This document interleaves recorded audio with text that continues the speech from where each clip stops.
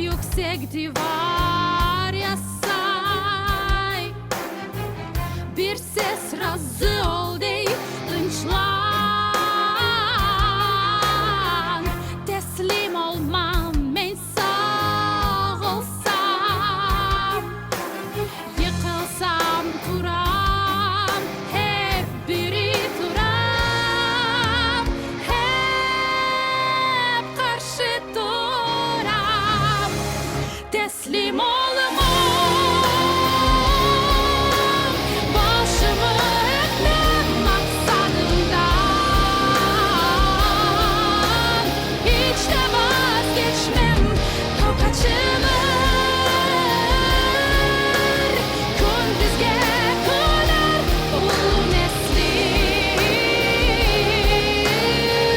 Hep devam eder.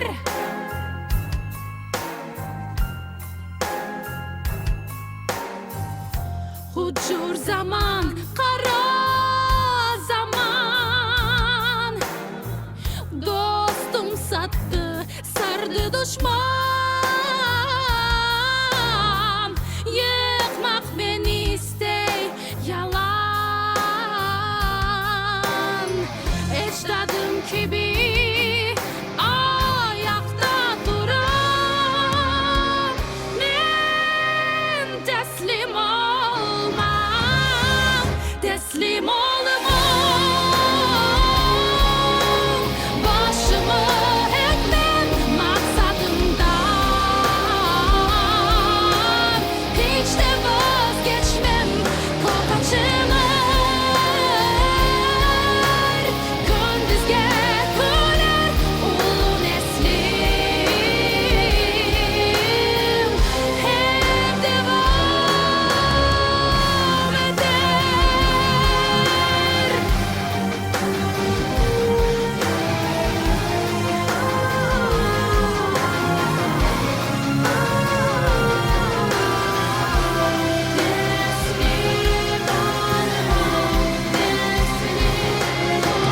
Kanımda kaynay güreş, inat kanım taştı. Baş etmem öge doğru bakıp teslim olmam. Boysun